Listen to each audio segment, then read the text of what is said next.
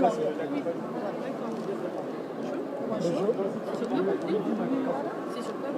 C'est sûr. Ah, c'est bon. Du cheveu très bon. Oui, bien sûr, regardez. Yes. Merci, au revoir. Ok, merci, au revoir. C'est pour avoir des techniques pour pouvoir entretenir les cheveux naturels. Pour avoir des cheveux poussés juste au contact de l'eau. Comme ça, le matin, pas besoin de peigner les cheveux, de tout laver, vous secouez les cheveux, vous avez plus qu'avant. Chers amis, nous sommes en direct de Ziana TV, du Salon du Livre, Livre Paris 2019, la 39e édition. Anthony arrive. Voilà, Anthony, c'est à toi. Merci Marie-Alfred. Nous sommes toujours au stand Espace Ponaikolo, auteur et auditeur et éditeur plutôt du Congo. Et nous sommes là en pleine séance dédicace dédicace du livre Cheveux crépus d'excellence, un ouvrage signé Léo Kadi Kakama, un ouvrage paru aux éditions Kakama également. Et là, Léo Kadi est en train d'expliquer les principes à deux potentielles deux dames intéressées par le contenu de son ouvrage. Cheveux crépus d'excellence. On a eu le temps hier d'en parler avec Léo Kadi. Et là, je suis avec, bien sûr, Léo Kadi, les clientes, mais également des personnes qui ont eu la chance de lire le livre et qui vont donner leur avis sur le livre. Et je suis avec Dimitri. Alors, bonjour Dimitri. Bonjour. Alors, tu as lu le livre Cheveux crépus d'excellence. Et qu'est-ce que tu en penses ? Alors, en fait, moi, je suis un collaborateur de Léo Kadi. On a promu le livre. En fait, le livre, si vous voulez, est relatif à l'expérience qu'elle a eue par rapport à son association, d'accompagner les personnes dans tout ce qui concerne la coiffure. Et il arrive à un moment donné l'idée de mettre en place un protocole pour pouvoir en fait traiter des cheveux naturels, donc des cheveux crépus. Et d'où ce titre Cheveux crépus, cheveux d'excellence. Est-ce que vous avez appliqué le processus vous ? Alors moi, je veux dire, je suis pas un bon élève. Donc pour l'instant, il faudrait que oui, je mette en application ce protocole. Mais pour l'instant, non, j'ai pas encore testé. Mais en tout cas, je laisse d'autres peut-être. Oui, il y a une bonne élève à côté puisqu'elle a les cheveux naturels. Donc on suppose qu'elle a appliqué les consignes prodiguées par Léo Kadi dans le livre. Pour moi, c'est un livre de référence justement qui nous aide à entretenir nos cheveux, déjà à mieux les connaître pour mieux s'en occuper. Donc j'ai appris beaucoup de choses sur le cheveu et avec ça, j'ai commencé une routine d'entretien des cheveux. C'est pas très compliqué. Avec ça, j'ai dit non, stop aux produits chimiques. Donc on est à 100% naturel et la routine et les conseils qui sont prodigués sont à suivre et c'est excellent. Et avant d'avoir lu le livre, vous traiterez vos cheveux comment ? Avant, j'utilisais des produits chimiques, tout simplement. C'était des défrisages, des multiples, c'était des tissages. Et je réalise que j'ai abîmé mes cheveux. Et là, je me réconcilie, comme le dit si bien Léo Kadi, avec moi-même. À bout Pierre. À bout Pierre. Léo Kadi, donc, je vous souffre en train de discuter avec une cliente. Qu'est-ce qu'elle cherche à savoir ? La cliente, elle cherche à connaître exactement les différentes techniques que le livre propose en matière de l'entretien du cheveu. Donc, je suis tout simplement en train de lui expliquer que nos cheveux ont besoin d'eau. Voilà. Et donc, il faut... c'est une technique qui permet tout simplement à obtenir les boucles au contact de l'eau. Voilà. Et madame, le livre vous intéresse ? Oui, m'intéresse parce qu'il n'y a pas beaucoup de livres sur les cheveux crépus. Donc c'est intéressant. Et en plus, surtout que ça vient d'une femme qui elle-même expérimente, applique ce qu'elle dit. Donc, et c'est très joli. Et le résultat est visible. Voilà, merci. Donc du coup, oui, ça c'est tentant. Voilà. Et vous prenez le livre et vous appliquez, vous allez avoir le même résultat. C'est le but. Hein. Si je prends le livre, c'est le but. Hein. Exactement. Et j'ai derrière moi une autre dame avec les cheveux naturels. Et il y a quelques traits de famille avec Léo Kadi. Je ne sais pas si c'est la sœur, la tante, la fille, la nièce, mais moi, elle a lu le livre. Oui, moi c'est Madame Mboukou. Je suis la petite sœur de Léo Kadi Kakama. Le livre, je l'ai lu, ça m'a beaucoup édifié. En gros, c'est un rappel à nos racines. Franchement, j'encourage ma grande sœur sur cette voie. bravo. La preuve en est, moi-même, je suis au naturel. Ça se voit. Voilà. Est-ce qu'avant d'avoir lu le livre, vous ne saviez pas comment traiter le cheveu? Est-ce que Léo Kadi, en tant que grande sœur, n'avait pas appliqué la technique sur vous pour essayer un peu de voir si ça marche? Bon, franchement, avant, moi, je n'étais pas motivée par rapport aux cheveux naturels. J'utilisais des shampoings, des tissages, des coupes. Mais avec le temps, je me suis rendu compte qu'elle avait raison. Et depuis là, je suis au naturel et je me trouve très belle. Et monsieur est satisfait alors? Oui, bien sûr. Avoir une femme qui a des cheveux au naturel, effectivement, c'est joli. Hein, c'est joli. Donc effectivement, bon, le livre, bon, parce que je suis la belle-sœur effectivement de Léo Kadi, le livre, je l'ai lu en diagonale. Bon, moi, c'est pas par rapport. Il y a le côté cheveux crépus qui est intéressant, mais il y a aussi une autre notion dans le livre qui concerne les plantes, les tisanes, qui ont pour quelle vertu chaque plante. Donc elle détaille tout ça dans le livre. Donc il y a le côté cheveux. Bon, ça peut intéresser les dames. Bon, moi j'ai plus de cheveux. C'est ce que j'allais dire aussi. Est-ce que vous êtes en mesure d'appliquer la technique? Je voulais essayer, mais malheureusement là je vais attendre un certain temps. Mais par contre c'est le côté aussi les plantes. Hein, elle parle pour se soigner au naturel, on n'a pas besoin peut-être de produits chimiques. Donc voilà, moi c'est ce côté-là aussi qui m'a beaucoup intéressé. Mais vraiment je l'encourage. Hein. C'est une femme battante. Voilà. Et Léo Kadi, dans le livre, il y a une photo qui m'a interpellé. Je crois que ça se trouve pratiquement à la fin du livre, où vous êtes avec votre papa et c'est un beau jeune homme de plus de 70 ans, 75 ans, et vous dites qu'il doit sa condition physique au fait de consommer régulièrement des produits naturels. Le moringa. Effectivement. On va retrouver la photo, Voilà. comme ça on va montrer à notre téléspectateur comment s'entretenir naturellement. Voilà, effectivement, mon père, il a 75 ans. Mon père a toujours eu une hygiène de vie remarquable en matière des plantes. Il a toujours, déjà chez lui, il a une plante moringa. Et donc, tous les matins, il cueille ses plantes pour pouvoir faire lui-même santé avec les produits naturels. Voilà, pas besoin de faire des kilomètres pour avoir la matière première. Et hier, vous m'avez dit qu'il y avait un rapport important entre l'alimentation et l'entretien de cheveux. Oui, effectivement, parce que le cheveu se nourrit par le sang. Donc, naturellement, si on s'alimente bien, il y aura un impact favorable au niveau du cheveu. Moi-même, j'ai fait l'expérience. Est-ce que pour ne pas trahir peut-être ce qui se trouve dans le livre, obliger les gens à acheter d'une certaine façon, est-ce qu'il y a 2 ou 3 aliments que vous nous citez qui vont dans le bon entretien des cheveux? Citer un aliment comme ça, je ne me permettrai pas. Parce que chacun de nous a son histoire. Voilà, et donc en fonction de votre histoire, en fonction de votre hygiène de vie, nous on regarde dans quelle mesure on peut vous accompagner. Mais ce que nous on conseille dans un premier temps, c'est de commencer d'abord par une dépollution. Une dépollution, c'est comme quand on plante quand on fait le jardin, quand on fait le jardinage, on commence d'abord par labourer la terre. Et donc c'est pareil pour nos cheveux aussi. Avant de commencer l'entretien, on commence par faire la dépollution. Ah, donc c'est une façon de dire la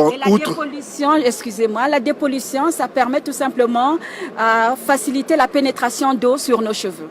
Et vous dites qu'avec de l'eau, ça suffit, que nos cheveux ont grandement besoin d'eau. C'est quand même, on peut dire qu'une vérité qui existait, tout le monde savait ça, non? Oui, mais tout le monde savait, mais qui l'utilise? Qui l'applique? Personne. Hein? Aujourd'hui, le shampoing. Aujourd'hui, on met non seulement le shampoing, on utilise beaucoup de gras sur nos cheveux, mais alors que les cheveux n'ont pas besoin de beaucoup de gras. Mais tout ça, c'est bien expliqué dans le livre. Voilà. Voilà. Donc... Et donc, comme l'homme, les cheveux, tout le corps humain a besoin d'eau, les cheveux ont également... Les cheveux ont effectivement besoin d'eau. Donc, nous, on conseille de boire minimum 1,5 litre d'eau par jour. Voilà, pour pouvoir bien hydrater les cheveux. Merci Léo Kadi.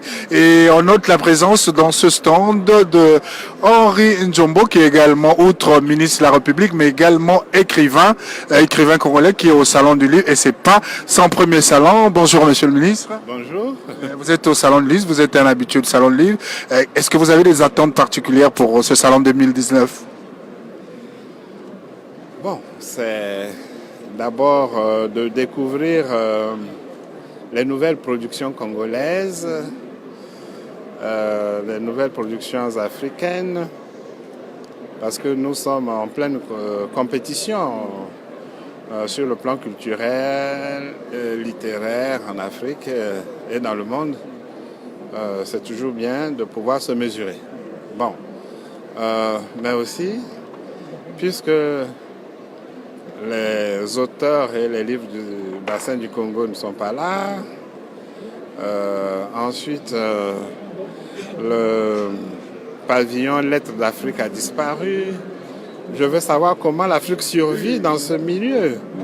C'est exactement ça. Les gens se posent des questions. On était dans un grand stand, bassin du Congo, pavillon d'Afrique. Et là, on se retrouve dans un stand plus réduit. Et vous, en tant qu'écrivain, en tant qu'homme d'État, ça vous fait quoi? Bon, c'est un peu triste, mais vous savez, toutes les épreuves sont permises. Hein? Peut-être qu'on s'est donné celle-ci juste pour s'essayer et savoir comment nous pouvons rebondir. Mais je suis sûr que la prochaine fois, nous ferons mieux. Il faut tirer toujours des leçons, de sages leçons de nos erreurs, de nos échecs, de nos infortunes pour que nous puissions avancer. Est-ce qu'on peut considérer ça comme une promesse pour des lendemains meilleurs? Nous avons l'obligation d'optimisme. Sinon, nous nous éteignons. Et pour le salon 2019, Henri Njombo arrive avec quelle œuvre? Je vais venir avec au moins 2 pièces de théâtre et un roman. J'ai vu que... Vous avez dit 2019 ou 2020? 2019, là. Non, j'ai pas bougé. Clairement, vous n'avez pas bougé. J'ai pris ma sieste et puis bon, j'attends l'année prochaine. Exactement, mais j'ai vu une traduction d'une de vos autres, je crois, en espagnol. Ça vous fait quoi? Est-ce qu'on peut me le donner? Voilà. Le mal de terre. Voilà, le mal de terre qui a été traduit en espagnol. Et vous, auteur francophone congolais, quand vous voyez ça, quel sentiment avez-vous? Nous ne pouvons que avoir le plaisir de savoir que notre littérature est acceptée aussi ailleurs. Parce que en Amérique latine, cette pièce de théâtre fait du chemin. Et je me rends compte que nous avons finalement les mêmes problèmes. Sur la gestion foncière, sur les comportements des citoyens. Nous sommes les mêmes. Et c'est une pièce qui prospère très vite là-bas, plus qu'en Afrique. Donc ça veut dire que la littérature congolaise traverse les frontières et va toucher même les continents. Traversée depuis longtemps, et avec tous les prix que nous avons déjà amassés, avec la reconnaissance que l'on a pour l'Afrique, pour le Congo, je crois qu'il n'y a même plus à se poser de questions. Monsieur le ministre, il y a une question de la part de Marie-Alfred Goma.